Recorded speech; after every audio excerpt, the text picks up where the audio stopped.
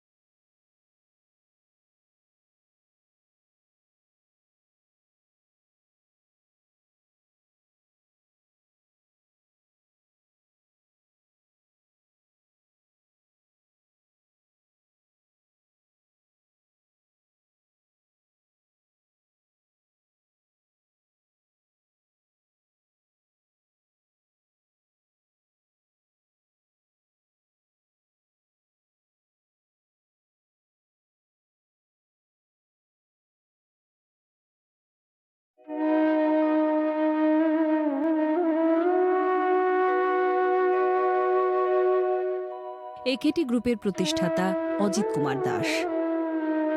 প্রয়াণ ৩০শে June ১৯৯৬। লহ আমাদের সশ্রদ্ধ প্রণাম।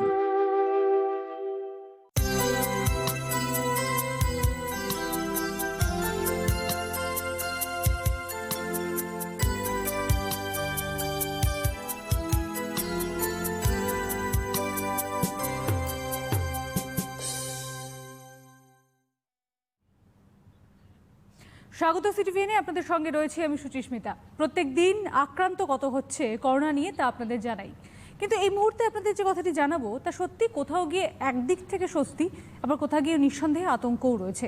কারণ আমরা শনিবার দিন আপনাদের সামনে এসেছিলাম দুপুর 1টা, ঠিক সেই নাগাদটাও যে আক্রান্তের সংখ্যাটা ছিল তা 5 লক্ষ ছাড়িয়ে গিয়েছিল, যেখানে আমরা সন্দেহ করেছিলাম যে রবিবার দিন হয়তো 5 লাখ ছাড়াবে, কিন্তু শনিবার দিন দুপুর 1টা নাগাদই কিন্তু 5 লাখ ছাড়িয়ে যায়, যে আশঙ্কাটা নিঃসন্দেহে অনেকটা। কিন্তু এখন মঙ্গলবার, অর্থাৎ মঙ্গলবার দুপুর 1টা বেজে গিয়েছে, এখনও কিন্তু সেই আক্রান্তের কোটা, অর্থাৎ সেই আক্রান্তের ঘর 5,66,000-এর মধ্যে রয়েছে, বা 5,66,000-এর বেশি রয়েছে। সুতরাং 6 লক্ষে কিন্তু এখনও পর্যন্ত পৌঁছায়নি। সুতরাং একটা কথা কোথাও গিয়ে বলা যায় যে ডাক্তার, স্বাস্থ্যকর্মী এদের প্রত্যেকের চেষ্টা যেমন রয়েছে, তার সঙ্গে যদি আমরা নিজেরাও চেষ্টা করি, আমরা নিজেরাও সতর্ক হই, নিজেদেরকে ভালো রাখার জন্য পণ করি, তাহলে কিন্তু এই যে আক্রান্তের পরিমাণ ক্রমশ কমবে, এবং তার সঙ্গে সঙ্গে আক্রান্তের সংখ্যাটি যেমনভাবে কমবে, মৃত্যুর পরিমাণ কমবে, এবং প্রচুর মানুষ সুস্থ হয়েছেন, এবং সেই সুস্থ হয়ে ওঠার মধ্যে আপনার যে পরিবারের মানুষটি বা আপনার পরিবারের যে মানুষটি আক্রান্ত হয়েছিলেন তিনিও কিন্তু সুস্থ হয়ে ওঠার সম্ভাবনা অনেক বেশি বেড়ে যাচ্ছে। তার সঙ্গে আপনার এবং আপনার পরিজন যারা রয়েছে তারাও যে আরও তাড়াতাড়ি সুস্থ হয়ে উঠবেন বা সুস্থ থাকবেন, এই যে একটা স্বস্তি, এই স্বস্তি কিন্তু আমাদের মধ্যে বজায় থাকছে। এবং এই ভালো লাগা, এই স্বস্তিটিকে বজায় রাখবার জন্যই আমাদের চেষ্টা করে যেতে হবে, অবশ্যই সতর্ক থাকতে হবে। তার সঙ্গে ডাক্তারবাবু অর্থাৎ চিকিৎসকরা যা যা বলছেন সেই বিষয়গুলি আমাদের মেনে চলতে হবে। এবং এই জন্যই প্রত্যেক মুহূর্তে আপনাদের সামনে হাজির হই আমরা, আজও ঠিক সেইভাবেই হাজির হয়েছি।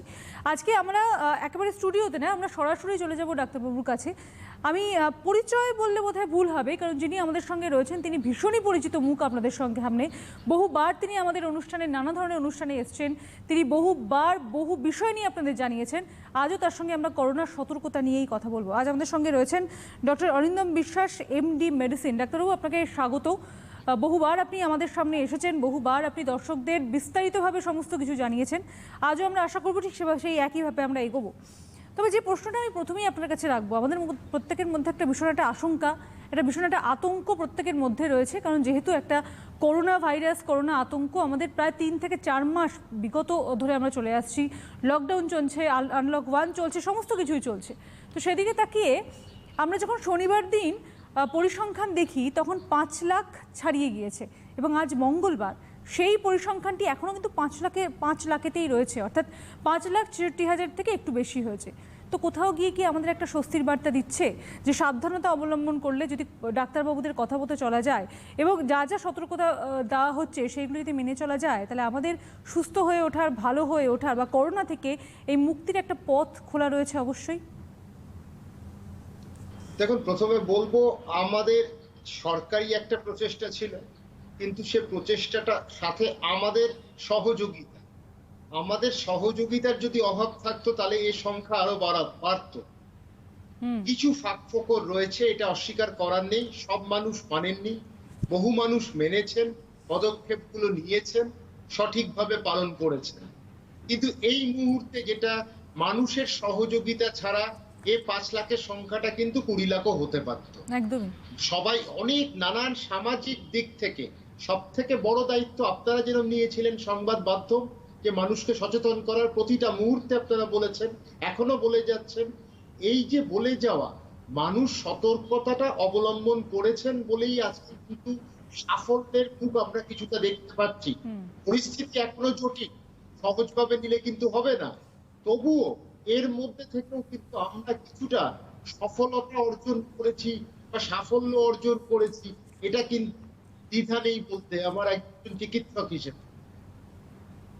একেবারে নিঃসন্দেহে আমরা সাফল্য অর্জন করেছি, এবং আশা করা যায় যে যদি আমরা প্রশাসন, তার সঙ্গে কেন্দ্র, তার সঙ্গে নিঃসন্দেহে ডাক্তারবাবুদের প্রত্যেকের কথা চলে শুনি এবং সতর্কতা যদি একটু মেনে চলি, তাহলে এই যে একটা গণ্ডি পেরোচ্ছে ক্রমশ, বা একটা আক্রান্ত বাড়ছে বা মৃত্যু বাড়ছে, এই সময়টা একেবারে জিরো হয়ে দাঁড়াবে, এবং সেটাই বোধহয় আমাদের সব থেকে বড় সফলতা হবে।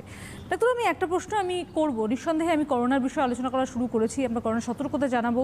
নিঃসন্দেহে যারা ফোন করবেন তাদের আমরা অবশ্যই বক্তব্য শুনবো, সমাধান করবেন আপনি অবশ্যই। তবে তার মাঝখানে একটা ভয় আমাদের করোনা নিয়ে ছিল, এবং তার সঙ্গে নতুন একটা যোগ হয়েছে, কারণ যেহেতু বর্ষা উপস্থিত হয়েছে, ফলে বর্ষার সঙ্গে সঙ্গে জলবাহিত রোগগুলো কিন্তু একের পর এক বাড়তে থাকছে। কারণ বর্ষা মানেই জল জমা, বর্ষা মানেই কাদা, সেই মশা, ডেঙ্গি, সমস্ত কিছু মিলিয়ে কিন্তু সেই জলবাহিত রোগ এবং তার সঙ্গে ডেঙ্গি, এই দুটো নিয়ে কিন্তু আমাদের আশঙ্কা আগেও ছিল, এখনও রয়েছে। আমি একটা প্রশ্ন আপনার কাছে যাব, যে আমরা করোনার দিক থেকে তো সতর্কতা কী কী নিচ্ছি, কী নিতে হবে, ভবিষ্যতেও কী কী নেব, এই সমস্ত বিষয় তো প্রত্যেক মুহূর্তে বলা হয়। কিন্তু এই ডেঙ্গি বা এই জলবাহিত রোগের থেকে যাদের এখনো পর্যন্ত হয়নি বা নিজেদেরকে বাঁচাতে চান, তারা কোন কোন দিকগুলিকে মেনে চলবে? দেখুন, মশাবাহিত রোগের একটা বড় কারণ হচ্ছে জমা জল, আগাছা। সেখানে কিন্তু পরিবেশটা যদি আমরা একটু লাবণ্যময় করে তুলি, একটু পরিচ্ছন্নতাটা বজায় রাখি, আমার মনে হয় সেখানে কিন্তু আমরা একটা সুফল পাবো। কিন্তু এখানে আমাদের নিজ দায়িত্ব নিতে হবে, কারণ এই বাড়ির জমা জল, সেখানে ডেঙ্গি হতে পারে। আর ডেঙ্গি আর ম্যালেরিয়া, এই দুটো রোগের সাথে তো আমরা লড়ে যাচ্ছি। আর মশা তো জবচানাকের সময় থেকে রয়েছে, কিন্তু এই রোগগুলো যেভাবে আমাদের আক্রমণ করছে আমাদের কিন্তু অসুস্থ করে দেয়। সেখানে ম্যালেরিয়া অনেকটা জটিলতা তৈরি করতে পারে, ডেঙ্গি জটিলতা তৈরি করতে পারে। কিন্তু আগে থেকে আমরা যদি নির্দিষ্ট পদক্ষেপ নিয়ে সাবধানতার বাণীটা মেনে চলি, তাহলে কিন্তু এই রোগকে কিন্তু আটকানো সম্ভব। হয়তো 100% পারবো না, কিন্তু আমরা 80% যদি পারি, আমরা কিন্তু বড় একটা সাফল্য অর্জন করব। তাতে আমাদেরকে দায়িত্ব নিতে হবে, আমরা আরো অনেক একসাথে মিলে করব। কারণ একত্রিত এটা সম্ভব, একত্রিত হতে হবে যাতে এই রোগটাকে মোকাবিলা করা যায়। আমরা কেউ ফ্ল্যাটে থাকি, কেউ বাড়িতে থাকি, সেই ক্ষেত্রে যারা যারা যেখানেই থাকি না কেন, জমা জল, নর্দমার কাছে জল, অনেকে টবের মধ্যে জল রাখেন, এই জলগুলো কিন্তু সময় মতন সরিয়ে ফেলতে হবে, বাড়তি জল রাখা যাবে না। কেন আপনাকে আমি একটা কথা স্পষ্ট করে দিই, আজকে ম্যালেরিয়ার অনেকটা জল লাগে কিন্তু লেন্থ ওয়াইজ, যে জল লাগে কিন্তু বাড়ার জন্য, বংশবৃদ্ধির জন্য, আজকে সেখানে ডেঙ্গুকে একটা ছিপি জল পেলেই যথেষ্ট। তো সেইগুলো যদি আমরা, বুঝতেই পাচ্ছেন কত কত অল্প পরিমাণ জলে ডেঙ্গি বংশবৃদ্ধি হয়ে যাবে, ডেঙ্গি মশা। তো সেই ক্ষেত্রে আমরা যদি এই বার্তা নিয়ে চলতে পারি, তারপর হচ্ছে আমাদের বাড়ির ভেতর কোনো আমাদের স্প্রে করব, প্রয়োজন হলে মশারি টাঙাবো, আর এখন অনেক ধরনের রাসায়নিক পদার্থ পাওয়া যায় যেটা মশাকে আসতে দেয় না কাছে, সেইগুলো ব্যবহার করব। এইসব ব্যবহার করলে আমার মনে হয় আমরা যদি পালন করি যথার্থভাবে, তাহলে এই রোগের কেউ আটকানোর একটা সম্ভাবনা আছে। এছাড়াও কিন্তু জলবাহিতের সময়, এই সময়টা দেখা যায় একটা হেপাটাইটিস, গ্যাস্ট্রোএন্টারাইটিস, কলেরা যদিও আমরা অনেকটা নিয়ন্ত্রণে নিয়ে এসেছি, তবুও হতে পারে। আমরা যে জলটা খাবো সেই জলটা যেন পরিষ্কার হয়, সুন্দরভাবে শুদ্ধিকরণ করে কিন্তু আমরা এই জলটা খাবো, ফুটিয়ে খাবো, তাতে কিন্তু আমরা অনেক লাভবান হব শারীরিক দিক থেকে। এই বার্তাগুলো যদি আমরা যেটা দিচ্ছি, আর এই বার্তাগুলো যদি মানুষের মধ্যে যায়, মানুষ যদি এই বার্তাটাকে আপন করে নিতে পারে, তাহলে কিন্তু মানুষের লাভবান হবে। আমরাও চাই না দিকে দিকে খালি অসুস্থ মানুষ, আমরা চাই একটা সুস্থ সমাজ হোক, সেখানে মানুষ শক্তিশালী হোক, সব দিক থেকে, মনের দিক থেকে, শারীরিক দিক থেকে। অবশ্যই, নিঃসন্দেহে আমরা প্রত্যেকেই চাই যেন সবাই ভালো থাকে, সুস্থ থাকে, নিঃসন্দেহে। কিন্তু তার জন্য যেমন ডাক্তারবাবু বললেন যে এই বিষয়গুলো যদি একটু ফলো করে চলা যায়, তাহলে বোধহয় কোনো অসুবিধার সম্মুখীন হতে হয় না আমাদের ভবিষ্যতে। তারপর আমি একটা বিষয় একটু জানতে চাইবো, আমরা নিঃসন্দেহে করোনার বিষয়ে আমরা আসবো এবারে। আমরা ডেঙ্গির বিষয়ে দেখলাম, জলবাহিত রোগ যেগুলো রয়েছে তার থেকে বাঁচার জন্য কী কী উপায় আপনি বললেন। তো সেদিকে তাকিয়ে আমরা একটু যদি করোনার বিষয়ে আসি, আমরা অবশ্যই কিছু কিছু বিষয়ে যাব, কিছু কিছু সতর্কতা রয়েছে সেই বিষয়ে যাব। তবে একটা প্রশ্ন একদম প্রথমেই মাথায় আসছে, আমরা দেখছি যে করোনা যদি কেউ আক্রান্ত হয়, তাকে ভীষণভাবে একটা অচ্ছুতের মতো ব্যবহার করা হচ্ছে। অর্থাৎ ধরুন যিনি বাড়িতে রয়েছেন, বা ধরুন আপনার পরিবারের বা আপনার এলাকায় যদি জানতে পারা যাচ্ছে যে একজন করোনায় আক্রান্ত হচ্ছেন, মানে যেটা আমার চোখের সামনে আসছে বা নানাভাবে চোখের সামনে আসছে, তা পারলে তার বাড়ির সামনে দিয়ে চলাচল করা বন্ধ করে দেওয়া হচ্ছে। তার পরিবারের সঙ্গে যোগাযোগ তো অনেক দূরে থাক, তাকে সাহায্য করা অনেক দূরে থাক, বরঞ্চ তার পরিবারের সঙ্গে যতটা দূরত্ব রাখা যায় ততটা ভালো।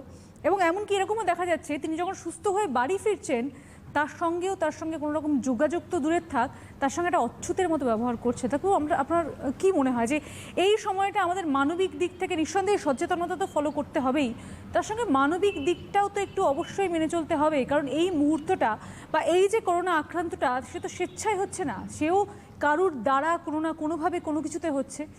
সুতরাং যিনি আক্রান্ত হচ্ছে বা তার পরিবারের প্রতি আমাদের মনে হয় না মানবিক দিকটা একটুখানি আরো অনেক বেশি একটু বড় করে দেখা উচিত?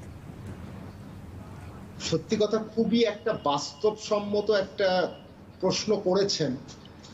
এই জায়গাতে একটা কথা বলি, আধুনিক হওয়া মানে না খালি প্রযুক্তিতে আধুনিক হওয়া, যন্ত্রপাতিতে আধুনিক হওয়া, আমি কটা নতুন গাড়ি কিনে আধুনিক হওয়া। আমাদের মানসিক বিবর্তন, সেটা কিন্তু খুব দরকার। মানসিকভাবে আমি কতটা আধুনিক হব, মানসিকভাবে আমি কতটা শিক্ষা লাভ করলাম। শিক্ষাটা তো অন্তর থেকে আসে, ডিগ্রি আর শিক্ষা কিন্তু এক নয়। সেই কারণে শিক্ষিত সমাজ যখন জানবে, তাদের জ্ঞানের বাণীটা ছড়িয়ে পড়বে, বা তারা জ্ঞান লাভ করবে যে এই রোগ কেন আমরা একজনকে অচ্ছিত করছি, সমাজের মধ্যে তাকে একঘরে করছি, তাকে সরিয়ে দিচ্ছি, এটা তো কোনো মানা যায় না। সুতরাং সমাজকে, মানুষকে কিন্তু মানতে হবে যে করোনা কারুর দোষে হয়নি। করোনা একটা রোগ, ম্যালেরিয়া একটা রোগ, ডেঙ্গি একটা রোগ, আবার ডায়াবেটিসও একটা রোগ। একটা রোগ হিসেবে এটাকে গ্রহণ করতে হবে, আমাদের উপলব্ধি করতে হবে গভীরভাবে যে এই রোগটার জন্য কেউ দায়ী নন। একটা ক্ষুদ্র পদার্থ, সেটা বিপজ্জনক আকার নিয়েছে, সারা বিশ্বে ছড়িয়েছে, কিন্তু একজন মানুষকে ছড়িয়ে দিয়ে আমি কিন্তু কোনো লাভ করতে পারলাম না, আমাদের জ্ঞানের বিস্তারটা করতে পারলাম না। আমাদের যে মানসিকতা, তার কিন্তু যে একটা মানসিকতা, ভালো মানসিকতার প্রমাণ বা উদাহরণ আমরা দিতে পারছি। আমরা সেখানে মানুষকে কাছে টান, আমরা প্রমাণ করব একে আরেকজন কাছে যাব যে সে অচ্যুত নয়, সে সমাজের বহির্ভূত কেউ নয়, সে সমাজের মধ্যেই সে একটা আক্রান্ত হয়েছে একটা ভাইরাসের দ্বারা। সেই কারণে তাকে কাছে আনতে হবে, তাকে বোঝাতে হবে, আর পারিপার্শ্বিক মানুষকেও বোঝাতে হবে যে এই জিনিস চলতে যেতে পারে না, আমরা গ্রহণ করে যাব। আমি এইচআইভি পেশেন্ট দেখছি না, তাকে কি আমি ছড়িয়ে দিচ্ছি, না তাকে আমি বাড়িতে ঢুকতে দেবো না? নিশ্চয়ই, কারণ আমরা জ্ঞান প্রাপ্তি আমাদের হয়েছে যে এইচআইভি হাত মানে করজোরে নিবেদন বা গায়ে হাত লাগালে এইচআইভি হয় না। আমরা আস্তে আস্তে এই বিবর্তনের পথে এসেছি, জ্ঞান লাভ করেছি। একইভাবে করোনার ক্ষেত্রে বলবো, কেন এক ঘরে করবো একজন মানুষকে? আমরা তাকে আপন করে নেবো, সে তো মানুষই, মানুষ তো মানুষের পাশেই থাকবে। মন আর মনন দিয়েই তো মনুষ্যত্ব তৈরি হয়। সেই মনুষ্যত্বটাই আমাদের ধরে রাখতে হবে, এগিয়ে যেতে হবে এই বার্তা নিয়ে যে করোনাকে আমরা ভয় পাবো না। একদমই, মানুষকে মানুষের পাশে থাকতে হবে নিঃসন্দেহে। দেখো, আমি এই প্রশ্নটাতে একটু আসবো। অনেকের মধ্যে একটা ভুল ধারণা হচ্ছে যে সংস্পর্শে হয়তো করোনা ছড়ায়। আমরা বহুবার বলেছি যে লালারসের মাধ্যমে করোনা ছড়ায়, কিন্তু তাদের মধ্যে একটা ভুল ধারণা বারবার করে উঠে আসছে যে হয়তো একটা মানুষের করোনা হয়েছে, তাকে ছুলেই হয়তো করোনা হয়ে যাবে। সম্পূর্ণভাবে ভুল তা বলবো না, কিন্তু ঠিক কোন কোন দিক থেকে আমরা মেনে চলবো এই বিষয়টা যদি আপনি একটু জানান। দেখুন, আমরা বিজ্ঞানসম্মত কথাবার্তা বলি, আপনিও বিজ্ঞান পড়েছেন, আমিও বিজ্ঞান পড়েছি। আমাদের বৈজ্ঞানিক সূত্রে আমাদের আলোচনাটা কিন্তু করতে হবে যে কেন ছড়াবে। আজকে গায়ে লাগালে, শার্টের গায়ে হাত লাগালে কি ছড়িয়ে যাবে? তা নয়। সেইখানে যদি কোনো রকম জলকণা থাকে, সেইটা যদি আমরা স্পর্শ করি, স্পর্শ করে যদি আমরা হাতটা মুখের মধ্যে দিয়ে দিই বা নাকের মধ্যে নিয়ে নিই, যে ছিদ্রগুলোর মধ্যে দিয়ে ভাইরাস প্রবেশ করতে পারে, এই ভাবনাগুলো যদি আমরা ঠিক মতন ভাবি, বৈজ্ঞানিক ভিত্তিতে ভাবি, তাহলে কিন্তু আমরা এই রোগটাকে অনেকটা নিয়ন্ত্রণের মধ্যে আনবো। হ্যাঁ, মাস্ক আমরা ব্যবহার করব, আমরা শুদ্ধিকারক ব্যবহার করব, হাতটাকে ধোবো, নিজেকে পরিষ্কার রাখবো। যাদের চশমা নেই তারা একটা সানগ্লাস পরুক, একটা গগলস পরুক, সেটাও যথেষ্ট। এদেরকে যদি আমরা এইটুকু বাঁচাতে পারি, করোনা কিন্তু পেট ফুটো করে ঢুকবে না, হাত ফুটো করে ঢুকবে না, বা ত্বক ফুটো করে ঢুকবে না। এটা দুটো ছিদ্র দিয়ে ঢুকতে পারে, চোখের মধ্যে হতে পারে, নাকের মধ্যে হতে পারে, মুখের মধ্যে দিয়ে যেতে পারে। তো এইগুলো যদি আমরা ঠিক মতো ঢেকে রাখি, তাহলেই আমাদের হবে না। কিন্তু আমরা সবসময় কাছে গেলেই যে হয়ে যাবে, এই ভুল ধারণাটা কিন্তু বদলাতে হবে। মানুষ কিন্তু বিভ্রান্ত হবে। সুতরাং একটা অসুখ নিয়ে বেশি ভয় পাওয়ানো দরকার নেই, আবার খুব মানে সরলীকরণ করারও দরকার নেই। তাহলে একটা ভারসাম্য রাখতে পারলে সবাই কিন্তু বুঝবে, আর এই ভয়টা কেটে যাবে। তখন মানুষ এই রোগটাকে আপন করে নেবে। কারণ WHO যদি বিশ্ব স্বাস্থ্য সংস্থার কথা বলে, তারা বলেই নিয়েছে এটা থাকবে, এটা যাবে না খুব শীঘ্রই। সুতরাং আমাদেরকে এটা আপন করে নিতে হবে। হ্যাঁ, আক্রমণাত্মক এখনো চরিত্রটা যেটা আছে, সেটা মাঝে মাঝে ভয়াবহ রূপ দেখাতে পেরেছে, পারছেও, করছেও। তো সেই ক্ষেত্রে আমাদেরকে ডাক্তার হিসেবে বা সমাজের সবাই এই যুদ্ধে, কিন্তু আপনি আমি সবাই কিন্তু এই যুদ্ধের অনেক, এই যুদ্ধে আমরা সবাই সামিল হয়েছি। যুদ্ধকে, একটা ভয়ানক বিপদকে কিন্তু আমরা হারাবো। সেটা হচ্ছে আমাদের প্রত্যয় যদি আমরা ধরে রাখতে পারি, তাহলে আর কোনো অসুবিধা হওয়ার কথা না। একদমই। এবং তার সঙ্গে সঙ্গে আরেকটা বিষয় আমি আপনার কাছে যাব, সেটা হচ্ছে এই ধারণার সঙ্গে সঙ্গে মানুষের মধ্যে আরেকটা ধারণাও রয়েছে, সেটা নিঃসন্দেহে আতঙ্ক বা বলা যায় ভয়ের একটা ধারণা। সেটা হলো, অনেকেই মনে করছেন যে করোনা মানেই কিন্তু মৃত্যু। এই বিষয়টা যদি ডাক্তারবাবু একটু ক্লিয়ার করে রাখেন। সারা বিশ্বে দেখা গেছে 2.8% মানুষের মৃত্যু হচ্ছে। এক সময় এই করোনা ভাইরাস মার্স করেছিল, সেখানে মৃত্যু হয়েছিল বহু মানুষের। তার সাথে কিন্তু এই করোনা ভাইরাসের তুলনা হয় না। করোনা ভাইরাস আক্রান্ত করছে, ছোঁয়াচে রোগ, এটা নিঃসন্দেহে বলা যায়। একজন আরেকজনকে খুব তাড়াতাড়ি দ্রুত ছড়িয়ে দিতে পারে, সেটাও বলা যায়। কিন্তু প্রবেশ করা মানেই মৃত্যু নয়। কিছু কিছু মানুষের মৃত্যু হয়েছে, কিছু অল্প বয়স্ক মানুষের মৃত্যু হয়েছিল যাদের হওয়ার কথা নয়।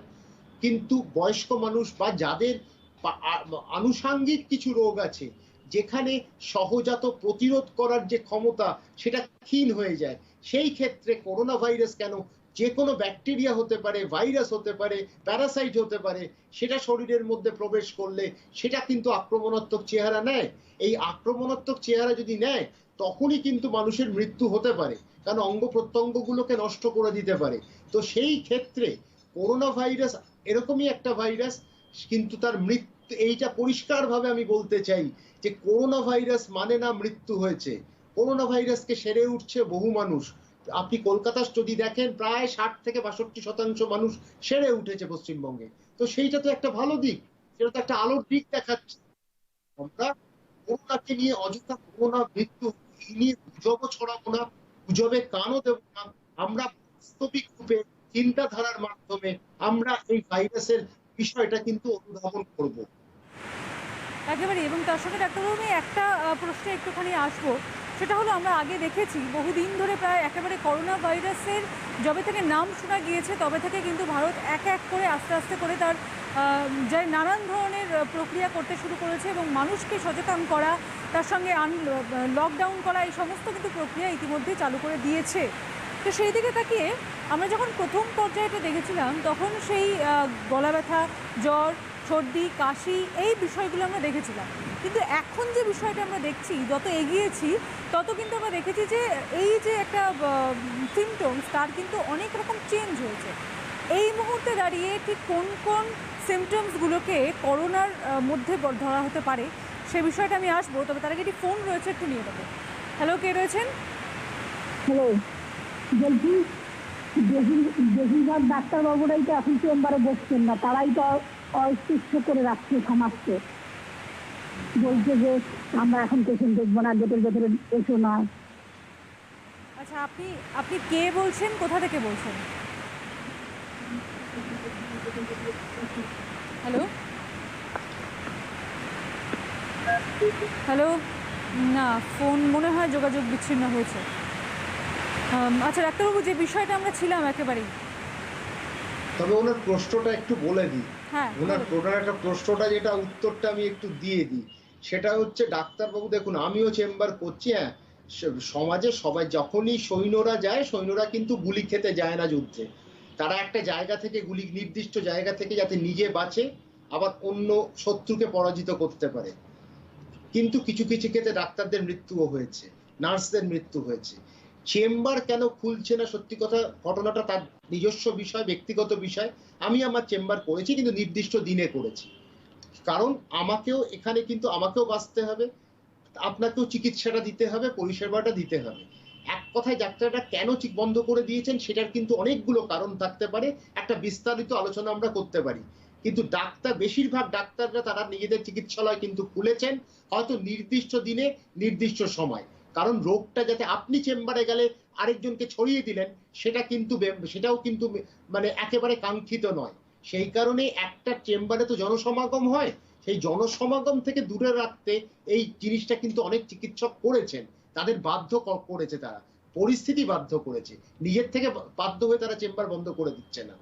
ঠিক আছে, একেবারেই। আর একসঙ্গে একটা কথা বলবো আপনাদের, যে যারা আপনারা চিকিৎসালয় অর্থাৎ একেবারে ডিসপেন্সারিতে গিয়ে দেখাতে পাচ্ছেন না, আমার মনে হয় তাদের জন্য ফোন অ্যাভেলেবেল রয়েছে, অর্থাৎ ডাক্তারবাবুরা কিন্তু ফোনে অ্যাভেলেবেল থাকছে। আপনারা চেষ্টা করুন তার সঙ্গে ফোনে অ্যাভেলেবেল হওয়ার, তার সঙ্গে আপনাদের সমস্যাগুলো তাকে ফোনে বলার।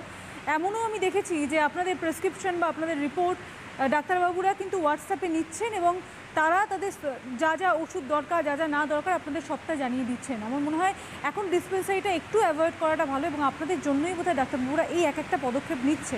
আপনারা বরঞ্চ একটুখানি সঙ্গ দিন, আর যতটা সম্ভব হয় তাদের সঙ্গে একটু দূরাভাষে যোগাযোগ রাখুন। আমরা পরবর্তী ফোন আরেকটি নিয়ে নেব, কি বলছেন তিনি শুনবো। হ্যালো, কে রয়েছেন? হ্যালো হ্যালো, হ্যাঁ বলুন। হ্যাঁ হ্যাঁ, আমি রানাঘাট থেকে বলছি। বলুন, কি নামটা একটু বলবেন? আমি অজয় দেবিশ্বাস বলছি। বলুন। হ্যালো হ্যালো হ্যালো, আমি অজয় দেবিশ্বাস বলছি রানাঘাট থেকে, নদিয়া বলুন জেলা। বলুন বলুন, আপনি আপনার টেলিভিশনের সাউন্ডটাকে আগে একটু মিউট করুন।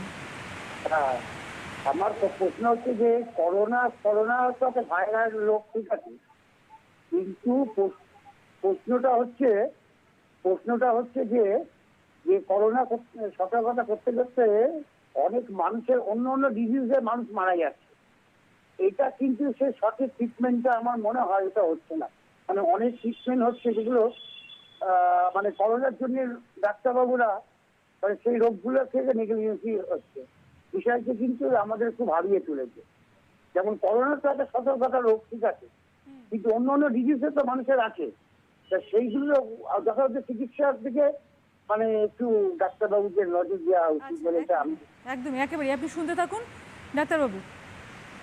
আমি ওনার কথা স্বীকার করছি। আমি কিন্তু আপনাদের চ্যানেলে এসে দুবার এই কথাটা বলেছি যে নন কোভিড কেসগুলো সেখানে মাঝে মাঝেই হাসপাতালে তাদেরকে ফেরত পাঠিয়ে দেওয়া হচ্ছে, ডায়ালিসিস পেশেন্টকে ফেরত পাঠিয়ে দেওয়া হয়েছে, মানুষ চিকিৎসা পায়নি, বাড়িতে গিয়ে আত্মহত্যা করেছে। আমি একটাই কথা বলেছি, প্রত্যেক মানুষের স্বাস্থ্যের অধিকার আছে, এটা তাদের গণতান্ত্রিক অধিকার আছে, বঞ্চনা করলে কিন্তু হবে না। আরেকটা কথা, হ্যাঁ, এই জন্যই সরকারকে এখানে দায়িত্ব নিতে হবে। সরকার অনেক দায়িত্ব নিয়েছেন, সরকার কড়া বার্তা দিয়েছেন যে কোনো পেশেন্টকে ফেরত দেওয়া যাবে না। হ্যাঁ, মাঝখানে এই ঘটনাটা ঘটেছিল, এই জটিল পরিস্থিতি তৈরি হয়েছিল, আমি মানি, কিন্তু এখন অনেকটা আয়ত্ত এনেছে নানান হাসপাতালে। কোভিডের জন্য আলাদা নির্দিষ্ট হাসপাতালও তৈরি হয়েছে, অন্যান্য হাসপাতালেও কোভিড নেওয়া ছাড়া অন্য পেশেন্টদেরও নেওয়া শুরু হয়েছে, এবং সরকার এই ব্যাপারে একটা কড়া মনোভাব দেখিয়েছে। হ্যাঁ, আমাদেরও বেশি মনোনিবেশ করলে কিন্তু হবে না করোনা নিয়ে, কারণ নন কোভিড বা যাদের করোনা হয়নি তাদের ক্ষেত্রেও কিন্তু সমানভাবে সমান গুরুত্ব প্রাপ্যতা তাদের আছে। তো সেই কারণে তাদের দিকটাও দেখতে হবে, তাদের চিকিৎসাটাও ভালো মতন করতে হবে, একইভাবে একই একাগ্রতার সাথে। একেবারে ডাক্তারবাবু, আমি একটা প্রশ্ন আপনার কাছে একটু যাবো, আমার তার আগে একটা ফোন রয়েছে, আমি অবশ্যই ফোনটা নেব। আমি একটু ফোনটা নিই, তারপর আমি প্রশ্নটা যাবো আপনার কাছে। হ্যালো, কে রয়েছেন? হ্যালো, আমি সন্ধ্যা মজুমদার বলছি, টপিন রোড থেকে। বলুন। বলছি একটু ডাক্তারবাবুকে জিজ্ঞাসা করতে চাইছি হ্যাঁ, যে অবশ্যই বলুন। আমার ভাই তোরা বারাসাতে থাকে, তো বারাসাতে ওরা কাজে এসেছিল সল্টলেকে, মানে গেট গ্রিলের কাজ করে। আর সল্টলেকে কাজে এসেছিল, ফিটিং এ গিয়েছিল, তারপর থেকে ওদের গাটা একটু জ্বর জ্বর, মানে খুব জ্বর নেই, জ্বর, শরীরটা। তারপরে ওষুধ খেয়েছে দোকান থেকে এনে, খাওয়ার পরে শরীরটা এখন খুব দুর্বল হয়ে পড়েছে। কি করার একটু যদি বললে খুব ভালো হতো ডাক্তারবাবু। দেখুন, ভাইরাস জনিত রোগ অনেক রকমের হয়, শুধু করোনা নয়, সেটা অ্যাডিনো ভাইরাস হতে পারে, প্যারা ইনফ্লুয়েঞ্জা ভাইরাস হয়। তো সেই ক্ষেত্রে ভাইরাল ফিভারের পরে একটা ভীষণ মানে অস্বস্তি শরীরের মধ্যে হয়, দুর্বলতা হয়, না খাওয়ার একটা ইচ্ছে হয়, অনেক দিন ইচ্ছে হয় না খেতে, এটা খুব সমস্যা। কিন্তু উনি চিকিৎসকের সাথে একবার যোগাযোগ করুন। কিন্তু এই ভাইরাস করোনা মনে হচ্ছে নয়, তবে মনে হচ্ছে বলবো, কারণ করোনা যেভাবে ছড়িয়েছে সেখানে কিন্তু অনেক উপসর্গ যেগুলো সব খুব ভালোভাবে স্পষ্টভাবে বোঝা যায়নি, এটাও ঘটেছে তাদের করোনা। তো ডাক্তারবাবুর সাথে দেখা করে আপনি দেখান ওনাকে, উনি কি কি পদক্ষেপ আপনাকে নিতে বলেন, উনি কি নিদান দেন সেইটার উপর নির্ভর করবে। উনি যদি বলেন আপনাকে কিছু পরীক্ষা করা, নির্দিষ্ট পরীক্ষা করানোর জন্য, সেটা আপনাকে করাতে হবে, তাহলেই আপনি সুস্থ হয়ে উঠবেন। তবে একটা কথা, সামগ্রিকভাবে আপনার সমস্যা শুনে এটাই মনে হলো, চিন্তার এই মুহূর্তে কারণ নেই। একটু চিকিৎসকের যাদের যদি নিদান আপনি বই করেন, মানেন, তাহলে আমার মনে হয় সুস্থ হয়ে যাবে আপনার রোগী। একদমই, আমি যে প্রশ্নটা ছিলাম ডাক্তারবাবু, একটা খুব অবাকজনক বিষয় আমরা দেখতে পাচ্ছি, সেটা হলো যখন কোভিডের বাড়াবাড়ি ছিল যথেষ্ট, অর্থাৎ এখনও কোভিড রয়েছে, যখন হাসপাতালগুলোতে ইতিমধ্যেই তখন প্রশাসন তরফ থেকে বলে দেওয়া হয়েছিল যে যারা একদম ক্রিটিক্যাল রোগে আক্রান্ত, অর্থাৎ ক্যান্সার বা এরকম জাতীয় যারা ক্রিটিক্যাল রোগে আক্রান্ত, তাদের কোনোভাবেই হাসপাতাল ফেরাতে পারবে না, তাদের চিকিৎসা করতে হবে। এবং তার সঙ্গে সঙ্গে এখন যেটা বলা হয়েছে যে মেডিকেল যে কলেজগুলো বা মেডিকেল হাসপাতালগুলো, সেগুলোতে আউটডোর পরিষেবা খুলে দেওয়া হয়েছে, এবং বলা হয়েছে যে আউটডোর পরিষেবা শুরু করতে এবং মানুষ যাতে সমস্ত রকম সুবিধা পায় সেই বিষয়গুলো দেখতে। কিন্তু এই বিজ্ঞপ্তির পরও আমরা বারবার করে একটা বিষয় দেখতে পাচ্ছি, যে বারবারই একটা অভিযোগ উঠে আসছে যে পেশেন্ট পরিবার এবং পেশেন্টরা বলছেন যে হাসপাতালে যাচ্ছেন কিন্তু হাসপাতালের পরিষেবা তারা পাচ্ছেন না। এবং যেমনটা আপনি বললেন যে তার জন্য আত্মহত্যারও কিন্তু আমরা খবর দেখেছি, শুধুমাত্র আত্মহত্যা নয়, তার জেরে মৃত্যুর মারা গিয়েছেন এরকম এরকম মর্মান্তিক খবর আমরা দেখেছি। কিন্তু কী কারণে হচ্ছে এটা? যখন প্রশাসন বিজ্ঞপ্তি জারি করেছে তারপরও কেন এই বিষয়টা আসছে? আসবো এই বিষয়টা, তবে তার আগে একটি ফোন রয়েছে, একটু নিয়ে নেবো। হ্যালো, কে রয়েছেন? হ্যালো, নমস্কার, আমি বেলেঘাটা থেকে বলছি। বলুন। হ্যাঁ ম্যাম, ডাক্তারবাবু নমস্কার। আপনার নামটা একটু যদি বলেন। প্রতিবেশী, সে থাকে সুকান্তনগরে। তো তার গত 4 দিন ধরে অল্প অল্প জ্বর, হ্যাঁ, গলা ব্যথা নেই, কাশিও ছিল নেই, কিন্তু মাথায় খুব যন্ত্রণা ছিল। তো প্যারাসিটামল খেয়েছে নিজে নিজেই। তারপরে গতকাল ডাক্তার দেখিয়েছে, ডাক্তার আবার ওই প্যারাসিটামল খেতে বলেছে, কিন্তু কোভিড টেস্ট করতে দেয়নি। আচ্ছা। কিন্তু প্যারাসিটামল খাওয়া সত্ত্বেও জ্বরটা কিন্তু ওই 99-এর মধ্যেই সীমাবদ্ধ, নিচে নামছে না। তো আমরা কি নিজেরাই উদ্যোগ হয়ে কি কোভিড টেস্ট করাবো, কি করবো, আমি এটাই জানতে চাইছি। আতঙ্ক, প্রচন্ড আতঙ্কিত। ডাক্তারবাবু, দেখুন, কোভিড টেস্ট আপনি করতে পারেন, কিন্তু একটা কথা বলি, সাধারণত ভাইরাল জ্বর 7 থেকে 10 দিনের বেশি থাকে না, যে কোনো ভাইরাল জ্বর। আর ভাইরাল জ্বর আপনার উপসর্গ শুরু হওয়ার পর থেকে 10 দিনের মধ্যে যদি আপনি এটা 10 দিন পার করে দিতে পারবেন, এটাতে কোনো বইয়ে লেখা নেই, কিন্তু আমাদের এগুলো অভিজ্ঞতা, চিকিৎসকদের একটা অভিজ্ঞতা আছে। সেই অভিজ্ঞতা থেকে বলছি, 10 দিন পেরিয়ে গেলে কিন্তু আপনার জীবনহানি হওয়ার সম্ভাবনাটাও খুব কম, যদি না আনুষঙ্গিক কোনো বড় রোগ থাকে আপনার শরীরে। আরেকটা কথা হচ্ছে, 7 দিন পেরিয়ে গেছে, আপনি নিশ্চয়ই ডাক্তারবাবুর সাথে আলোচনা করুন। দরকার পড়লে একটা রক্তের থেকে কালচার করা যায়, একটা আপনার মূত্র থেকে কালচার করা যায়, তার সাথে টাইফয়েডের পরীক্ষা করা যায়, ম্যালেরিয়াটা করা যায়, এগুলো করিয়ে দেখে নিন। কারণ চিকিৎসক যেভাবে আপনাকে বলবে সব জ্বরই কোভিড নয়, এটা কিন্তু আমি স্পষ্টভাবে বলে দিতে চাই। কোভিড হতে পারে, কিন্তু কোভিডের জন্য আবার উপসর্গ অন্যরকম হচ্ছে, অন্য জ্বরও থাকতে পারে। সেই বিষয়টা আপনারা গুরুত্ব দিয়ে ভাববেন, চিকিৎসকের সাথে কথা বলুন, আলাপ আলোচনার মাধ্যমে কিন্তু একটা সূত্র বেরিয়ে আসবে, এই সূত্র থেকেই কিন্তু আপনি উপকৃত হবেন। একেবারে ডাক্তারবাবু, যে বিষয়টা আমরা আলোচনা ছিলাম এই প্রশ্নটি যাওয়ার আগে, যে হাসপাতালগুলোকে যখন বিজ্ঞপ্তি দিয়ে জারি করা হচ্ছে, যখন তারপর আগেও বলা হয়েছে যে যারা ক্রিটিক্যাল পেশেন্ট থাকবে তাদের ফেরানো যাবে না, তা সত্ত্বেও হাসপাতালগুলো ফিরিয়ে দিচ্ছে। এমনটাও বলা হয়েছে প্রশাসন সূত্রে যে যদি কোনো কারণে বেড না থাকে বা ভর্তি নেওয়া না যায়, তাহলে তারা কোথায় যাবেন সেই বিষয়টা পর্যন্ত বলে দেওয়া উচিত বা বলে দিতে হবে হাসপাতালকে। তা সত্ত্বেও আমরা এই বিষয়গুলো কিভাবে দেখছি? দেখুন, একটা কথা ডাক্তার হয়ে একটা কথা বলবো, স্বাস্থ্য বিষয় না আমরা খুব একটা উদ্বিগ্ন কোনোদিন ছিলাম না। মানে আমি এখানে একটা স্পষ্ট কথা বলছি, যখন আমি রাজনৈতিক নেতাকে দেখছি হাত করজোড়ে আমাদের কাছে ভোট চাইতে এসছে, একজনও কি আমরা তাকে স্বাস্থ্যের কথা জিজ্ঞেস করেছি? বা 1% জিডিপি কেন স্বাস্থ্যের জন্য বরাদ্দ হয়েছে সেটা কি জিজ্ঞেস করেছি? 100 টাকার মধ্যে 1 টাকা খরচ হচ্ছে স্বাস্থ্যে, বলিনি কোনোদিন। স্বাস্থ্যটা বরাবরই মানে ভীষণ ভালো পায়নি, আদর পায়নি, বরং ভীষণভাবে একবারে করে রাখা হয়েছিল স্বাস্থ্য দপ্তরটাকে। এখনো হচ্ছে। এখন চোখ নাক কান সবার খুলেছে, খুলে পরিষ্কার হচ্ছে স্বাস্থ্যের বিষয়ে গুরুত্ব দিতে হবে। আর এই যে পেশেন্টকে ফেরানো, এটা একটা অমানবিক চিত্র দেখতে পাচ্ছি। এই অমানবিক চিত্র কিন্তু ভারতবর্ষ মেনে নেবে না, মানবো না। আমরা নাগরিক, আমাদের চিকিৎসা পাওয়ার গণতান্ত্রিক অধিকার, কেউ আমাদের ফেরত দিতে পারে না।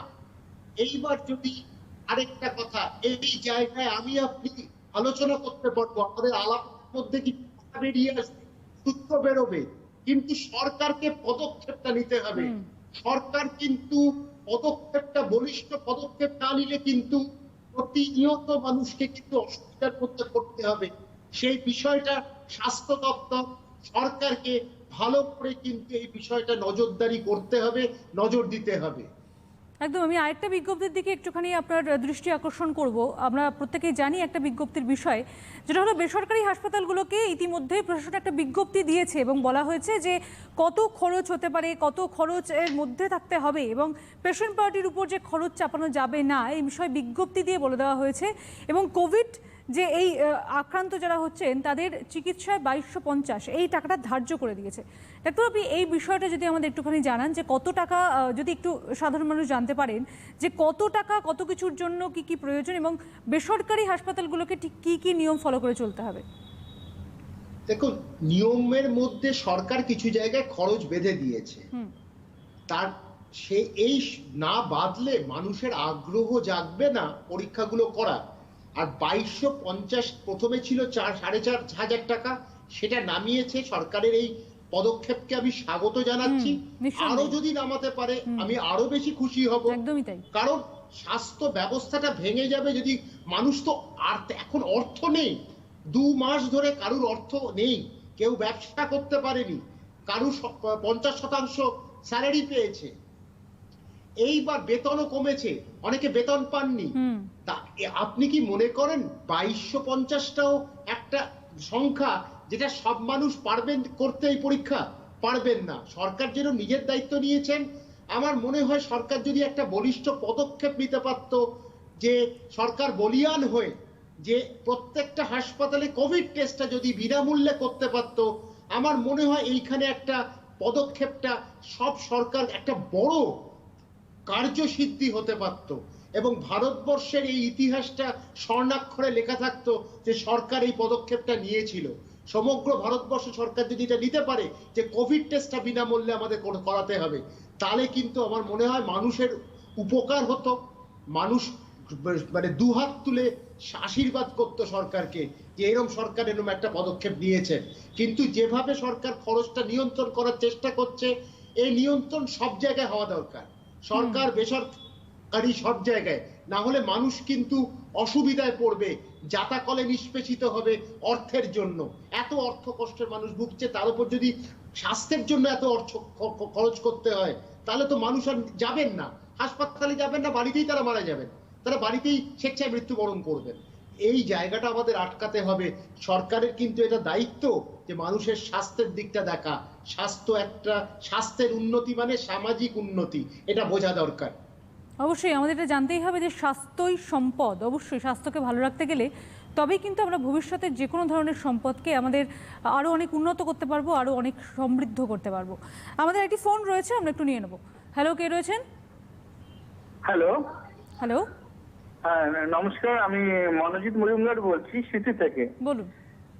আচ্ছা, আমার যেটা প্রশ্ন হচ্ছে, ধরুন আমি বাড়িতে আছি যেখানে আমার কাছে হ্যান্ড স্যানিটাইজার অ্যাভেলেবেল, এবং আমি বাথরুমে গিয়েও সাবান দিয়ে জল দিয়ে হাত পরিষ্কার করতে পারি, কিন্তু অনেক সময় ওটা একটা লেন্দি প্রসেস হয়, সাবান দিয়ে হাত ধোয়া। সেক্ষেত্রে স্যানিটাইজার কি মানে ইকুইভ্যালেন্ট এর সাথে, সাবান জলের সাথে তার কার্যকারিতা কি সমান? আচ্ছা আচ্ছা, ডাক্তারবাবু। ভালো প্রশ্ন করেছেন। সত্যি কথা আমাকে যদি জিজ্ঞেস করেন, সাবান অনেক ভালো স্যানিটাইজার হিসেবে যেটা আমরা বলছি, কারণ দুটোরই কাজ একই রকম করে। কি ভাইরাসের মধ্যে যে লিপিড লেয়ারটা আছে, সেই লিপিড লেয়ারকে নিঃশেষ করে দেয় হচ্ছে দুটোই, শুদ্ধিকারকও করে আর আপনার সাবান জলও করে। কিন্তু সাবান জলের যেটা সুবিধা হচ্ছে, আপনি সাবান জল আর ইউজ করলে হাতে অনেক সময় নোংরা লেগে থাকলে সেই জায়গাটাও পরিষ্কার হয়ে যায়। আর হাতে যদি নোংরা বা তৈলাক্ত হয় হাতটা, অনেকে দেখবেন খুব ঘামে, তাদের ক্ষেত্রে কিন্তু সাবান জল অনেক ভালো। আর শুদ্ধিকারক আপনি ব্যবহার করতে যখন সাবান জল নেই তখন শুদ্ধিকারক ব্যবহার করুন, কিন্তু হাত যদি খুব ধুলো থাকে, হাত যদি খুব তেলে থাকে, তৈলাক্ত থাকে, তাহলে কিন্তু শুদ্ধিকারক কিন্তু খুব একটা ভালো কাজ করে না, এটা দেখা গেছে। তবে ব্যবহার করুন, যাতে এইটুকুও ব্যবহার করলে আপনি কিন্তু নিশ্চিত থাকবেন যে কোনো জীবাণু আপনার হাতে নেই। একেবারে আমরা প্রত্যেকটা দিনে একটা বিষয় নিয়ে বারবার করে আমাদের প্রশ্নে উঠে আসে, তা হলো কোনো প্রতিষেধক এখনো পর্যন্ত তৈরি হয়েছে কিনা, অর্থাৎ এই ডেঙ্গু থেকে কোনো ওষুধ এখনো পর্যন্ত বেরিয়েছে কিনা। আমি এই বিষয়টা নিয়েই ডাক্তারবাবুর কাছে জানতে চাইবো। ডাক্তারবাবু, আমরা একটা নাম শুনতে পাচ্ছি, কোভ্যাক্সিন বলে একটা নাম শুনতে পাচ্ছি, যেটা জুলাই মাসের মধ্যে ভারতে আসার কথা রয়েছে। এই ওষুধটা কতটা আমাদের জন্য প্রযোজ্য, কতটা আমাদের সাহায্য করবে বলে আপনি মনে করেন? দেখুন, দুটো ভ্যাকসিনের কথা উল্লেখ করা হয়েছে এখন আমরা জানছি। একটা হচ্ছে শ্যাডক, যেটা হচ্ছে অক্সফোর্ড ইউনিভার্সিটি করেছে, আর আমাদের দেশে ভারত বায়োটেক করেছে কোভ্যাক্সিন। কিন্তু এটা তো অনেকগুলো ধাপ পেরোতে হয়। ভারত সরকার ছাড়পত্র দিয়ে দিয়েছে যে মানুষের ওপর প্রয়োগ করা। এটা যদি করতে পারে তাহলে তো একটা মানে ভীষণ আনন্দের বিষয় যদি এটা সফল হয়। কিন্তু এক্ষুনি যে সফল হয়ে যাবে, মানুষের ওপর প্রয়োগ হবে, তারপর তার কোনো পার্শ্ব প্রতিক্রিয়া হচ্ছে কিনা বা কতদিন এই অ্যান্টিবডি স্থায়ী থাকবে সেটা একটা প্রশ্ন। আবার অ্যান্টিবডি স্থায়ী থেকে যদি এরপরে যদি অ্যান্টিবডি শেষ হয়ে যায় তখন লাগবে বুস্টার ডোজ, বুস্টারটা লাগবে কিনা। সুতরাং এই মুহূর্তে আমরা কিন্তু একটা প্রাথমিক জায়গায় রয়েছি। এখন সফল হয় কিনা সেটা দেখার, সফল হওয়ার পরই যদি সফল হয়ে যায় তাহলে সত্যি কথা এটা তো একটা যুগান্তরী কার্যসিদ্ধি হবে, এটা নিয়ে কোনো সন্দেহ নেই।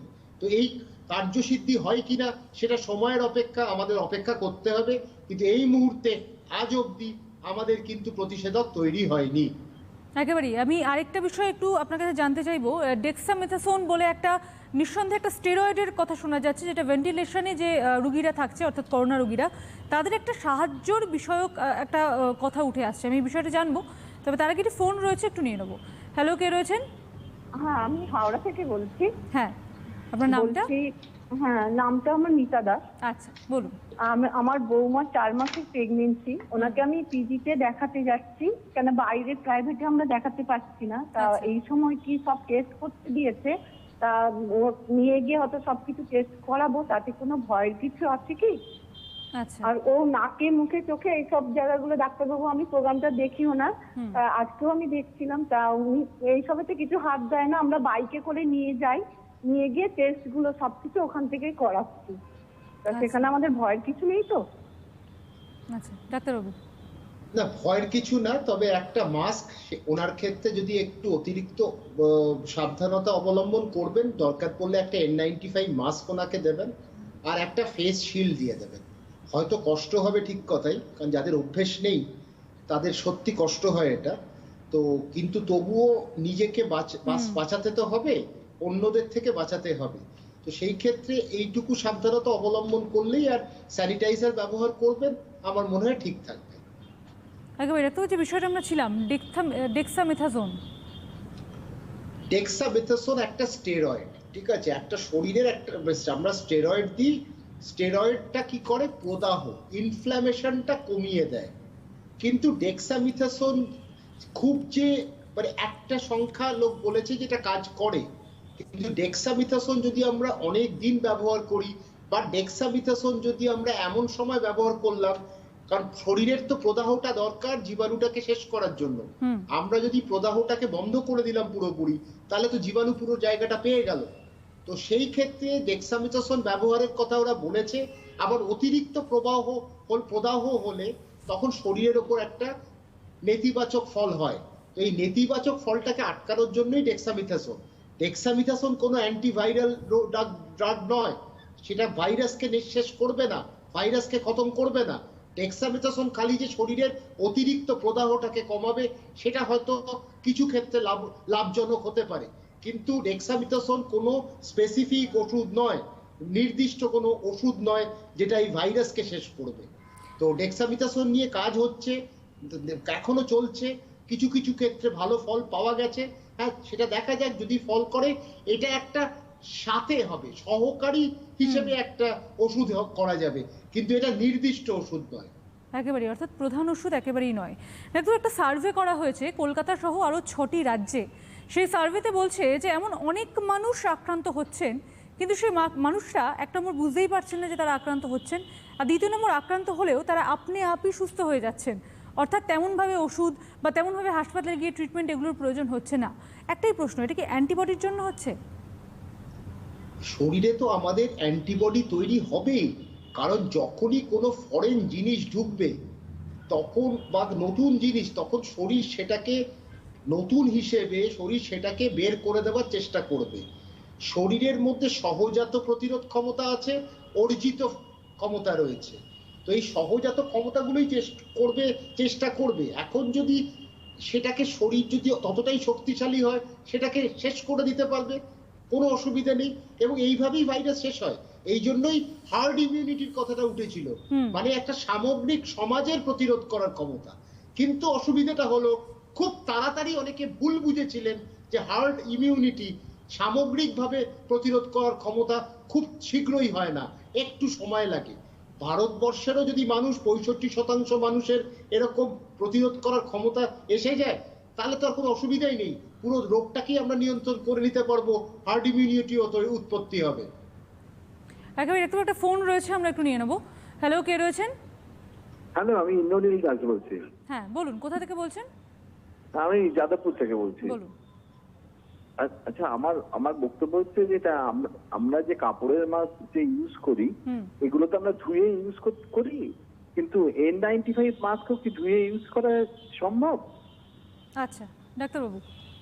N95টা বেশিরভাগ ক্ষেত্রে আপনি যদি রোদে শুকিয়ে নেন তাহলেই কিন্তু অনেকটাও চলে যায়। তবে একই মাস্ক দিন 10-15 বেশি যদি না ভালো ইউজ করাই ভালো। অনেকে 1 মাস অব্দি ইউজ করতে পারেন, কিন্তু আমার বক্তব্য আপনি রোজ এসে সকালবেলাটা রোদ্দুরে শুকিয়ে রাখুন, দুটো N95 ব্যবহার করুন, একটা 3 দিন এরকম শুকিয়ে রাখুন, রেখে দিন একটা নির্দিষ্ট জায়গায়, আবার আরেকটা ব্যবহার করুন।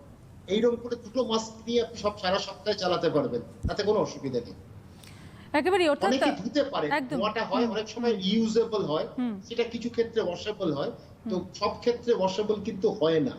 কিন্তু সবচেয়ে ভালো হচ্ছে রোদ্দুরে আল্ট্রাভায়োলেট রেটা পেলে এটা অনেকটা জীবাণু মুক্ত হয়। বাহ, অর্থাৎ যারা N95 মাস্ক ব্যবহার করছেন তাদের জন্য একটু বলি যে তারা চেষ্টা করুন যে মাস্কটি আপনারা ব্যবহার করছেন একদিন অন্তর অন্তর যদি একটু রোদে দেওয়া যায়, যদি রোদ পাওয়া যায়, তাহলে কিন্তু এটার যেমনটাই বললেন ডাক্তারবাবু যে কোনো রকম যদি ভাইরাস থাকে সেই ভাইরাসটা কিন্তু সেখানেই কেটে যায়।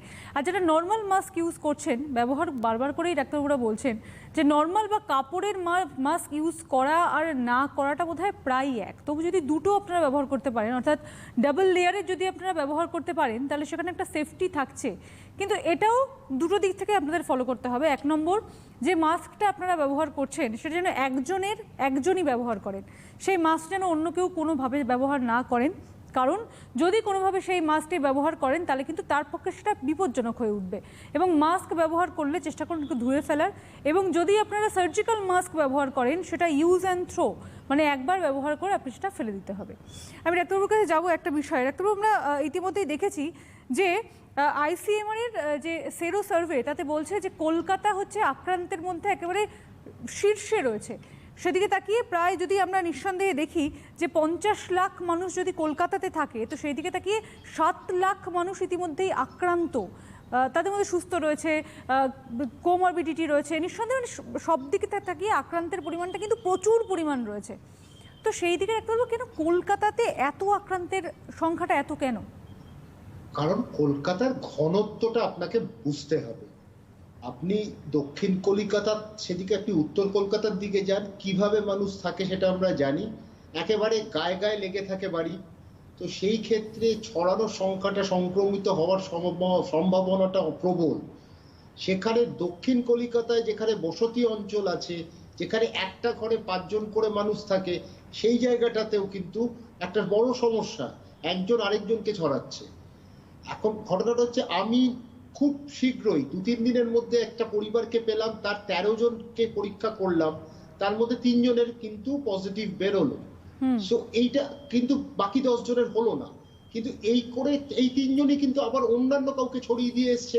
সেইটা তো আমরা জানি না। তিনি বাজারে গেছেন, তিনি বাইরে গেছেন, লোকের সাথে মিশেছেন, কোনো জায়গায় কেনাকাটা করেছেন, তো এই যখনই কোনো মানুষের সাথে সংস্পর্শে এসছেন, তো তখনই তো এই রোগের ছড়িয়ে যাওয়ার একটা সম্ভাবনা আছে। কলকাতার ক্ষেত্রে আমি অবাক হচ্ছি না, কিন্তু আবার একটা কথা বলছি, কলকাতার ক্ষেত্রে আমি নিরাশও হচ্ছি না, যে হারে কলকাতায় বা পশ্চিমবঙ্গে সুস্থ হওয়ার শতাংশটা আমরা দেখতে পাচ্ছি। আমি এই বিষয়টাই আপনাকে জানতে চাইবো। আমরা দেখেছি যে বিষয়টা তখন পরিসংখ্যান দেখাচ্ছে যে যারা আক্রান্ত হচ্ছে তার থেকে অনেক বেশি কিন্তু সুস্থ হচ্ছেন। এই সুস্থতা কিন্তু কোথাও গিয়ে আমাদের মধ্যে একটা আশা যোগাচ্ছে যে ভবিষ্যতে করোনার রোগ থেকে আমরা অবশ্যই মুক্তি পেতে পারবো। কি বলবেন ডাক্তারবাবু? এই নিশ্চয়ই, এ তো দেখুন, আমরা ইতিহাসের পাতা যদি আমরা ঘাঁটি, আমরা 1918 থেকে 1920, তখন এত প্রযুক্তি ছিল না, এত ওষুধের প্রয়োগ হয়নি, এত ICU কনসেপ্টটা ছিল না, তখন কিন্তু 5 কোটি লোকের মৃত্যু হয়েছিল, অস্বীকার করার নেই।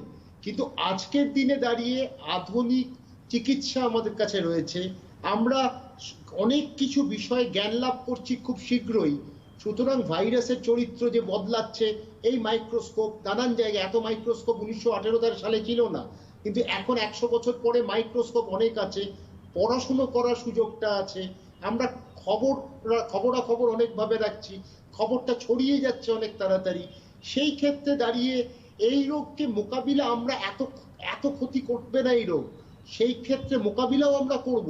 কিন্তু নতুন ভাইরাস যার প্রবর্তন হয়েছে 6 মাস আগে, সেই 8 মাস আগে বললাম, যে এই জন্য নতুন, হয়তো প্রাথমিক দিয়ে আমরা ধাক্কা খেয়েছি, হয়তো আরো কিছুদিন খাবো, কিন্তু আমরা সহজে ব্যাপারটা নেব না, বিষয়টা আমরা মনোযোগ দেব, মনোযোগ দিয়ে কাজ করলেই কিন্তু একটা সময় আসবে যে আমরা কিন্তু এই ভাইরাসের উপর নিয়ন্ত্রণ করতে পারবো।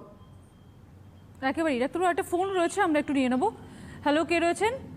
হ্যালো, আমি উল্টোডাঙ্গা থেকে প্রিয়াঙ্কা দাস বলছি। বলুন বলুন।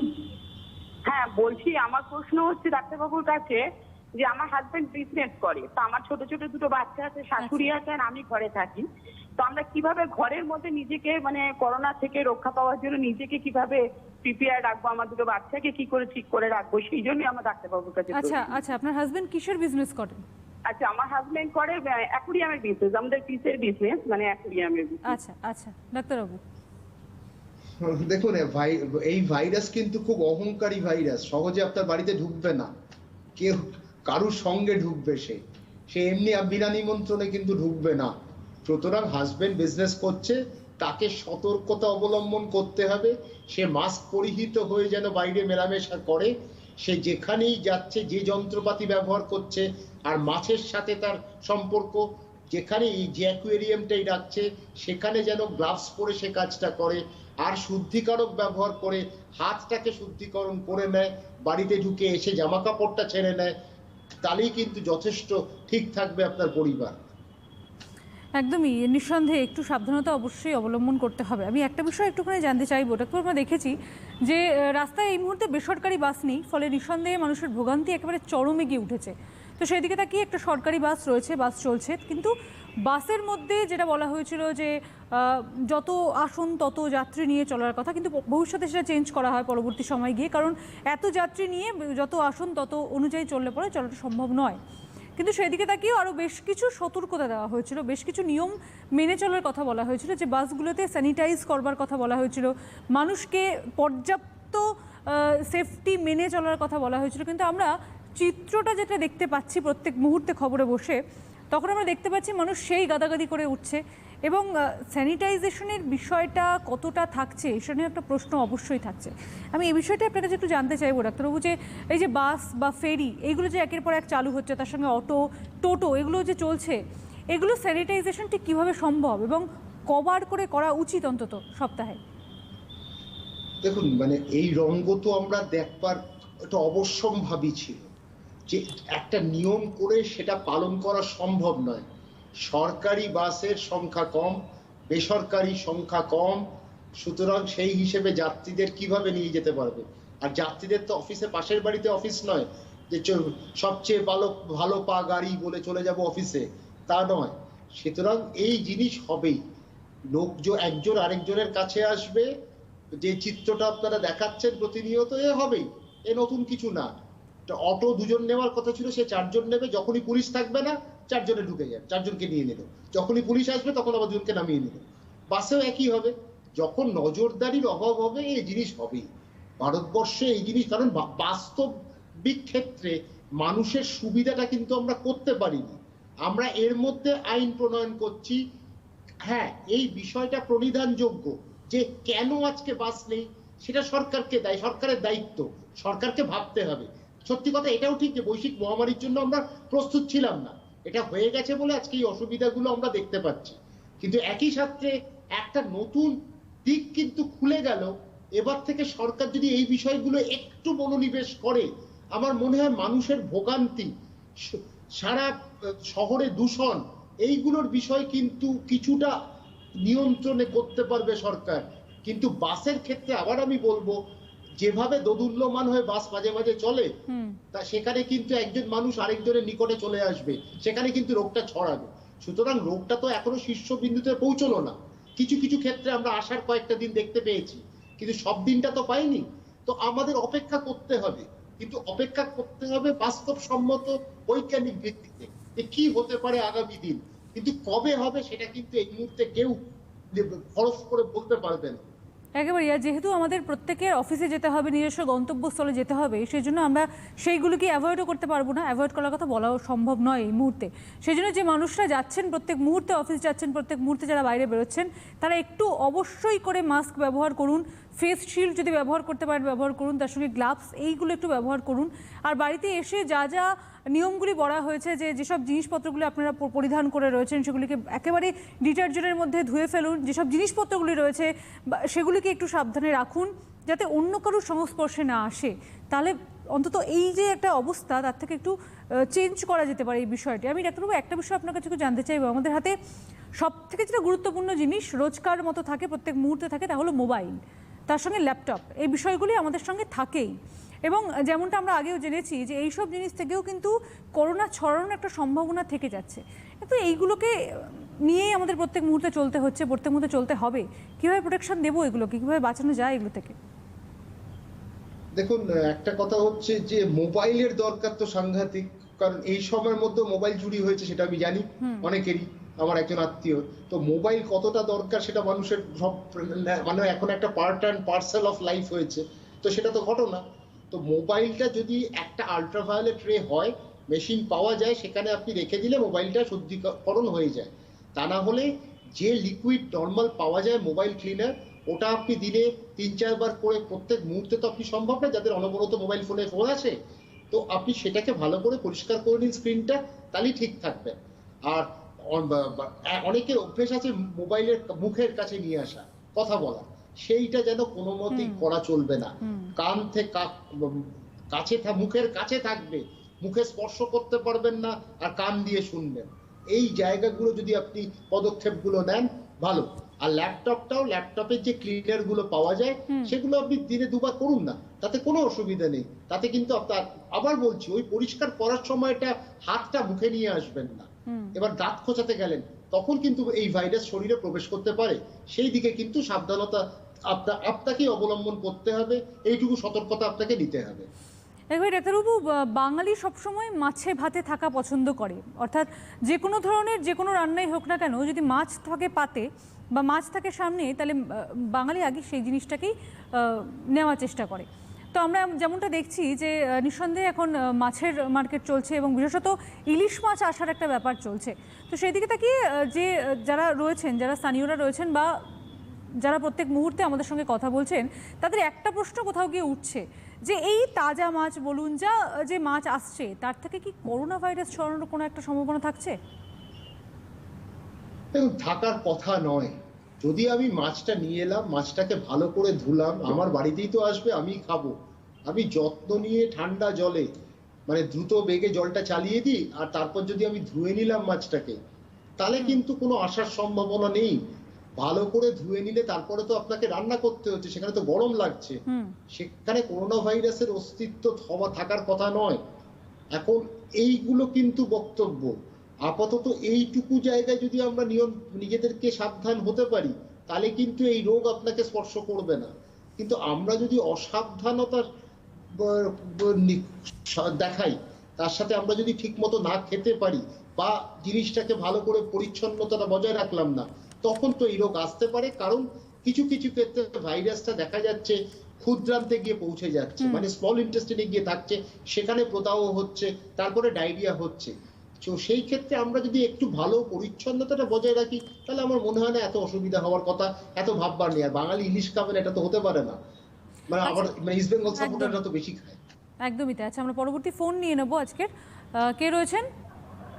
হ্যালো হ্যালো হ্যালো, বলুন বলুন। হ্যাঁ, আমি বিরাটি থেকে রঞ্জিনী মুখার্জি বলছি। বলুন। আচ্ছা, আমার ডক্টর বিশ্বাসকে একটা প্রশ্ন নয়, আমি একজন দর্শক হিসেবে ডক্টর বিশ্বাসকে একটা কমপ্লিমেন্ট দিতে চাই। হ্যাঁ, তো সেই কমপ্লিমেন্টে দিতে চাই যে আমি আপনাদের নিয়মিত দর্শক এবং ওনার একজন হার্টফুট ফ্যান ডক্টর বিশ্বাসের। তো আমাদের সব দর্শকদেরই তো অনেক প্রশ্ন থাকে। আমার মনে হয় আপনাদের প্রত্যেক দিনের এই ডাক্তারদের নিয়ে যে প্রোগ্রাম, আমি সব উত্তর পেয়ে গেছি, নতুন করে আর কিছু জানার নেই। আমি একটা কথাই আজকে ওনাকে ফোনে পাই না, ভবিষ্যতে কোনোদিন ওনাকে সামনাসামনি আমার দেখার সুযোগ হবে কিনা জানি না। তো উনি যেহেতু ডাক্তার মানুষ, ওই জন্য চাই না যে যেন ওনার সামনাসামনি আমাকে কোনো কারণে যেতে হয়। তবুও বলছি যে উনি এত সুন্দর করে মানুষের সামনে বা আমাদের দর্শকদের সামনে প্রত্যেকটি কথা, প্রত্যেকটি লাইন, প্রত্যেকটি বাক্য এত সুন্দর করে রিপ্রেজেন্ট করেন। আমার এত ভালো লাগে, যেন মনে হয় যে আমার নিজের ঘরের লোক, আমার নিজের দাদা বা মানে কি বলবো, মানে আমি সত্যি আমার ওনাকে এত ভালো লাগে। এই যে এতক্ষণ ধরে যে ডিসকাশন গুলো আজকের এপিসোডে হলো, এত সুন্দর করে সবকিছু উনি বোঝালেন, বা উনি যখনই কোনো চ্যানেলে আসেন আমার এত ভালো লাগে। আমি শুধুমাত্র ওনার কথাগুলো শোনার জন্য আমি বসে থাকি। আমার ঠিক ওনাকে একটাই কথা বলা, যে উনি যেন ঠিক এইভাবেই থাকেন, এইভাবেই যেন আমাদের দর্শকদের সঙ্গে থাকেন এবং আমাদের এইভাবে সাহায্য করেন, এবং যেন ওনাকে যেন এইভাবেই যেন দেখতে পাই আমরা। একেবারে অবশ্যই ডাক্তারবাবুরা ভালো থাকবেন, ডাক্তারবাবুদের সহচর্য আমরা পাবো এবং তারা আপনাদের সাহায্য করবেন, এই আশাই আমাদের প্রত্যেক মুহূর্তে থাকবে এবং এই আশাই আমাদের প্রত্যেক মুহূর্তে থাকে। এবং তার সঙ্গে সঙ্গে আপনারাও বা আমরা প্রত্যেকে, এই যে একটা সাংঘাতিক একটা মুহূর্ত চলছে, আমাদের প্রত্যেক মুহূর্তে আশঙ্কা, প্রত্যেক মুহূর্তে আতঙ্ক বাড়ছে, এই মুহূর্ত থেকেও যাতে বেরিয়ে আসতে পারি সেই চেষ্টাই আমরা প্রত্যেক মুহূর্তে করি।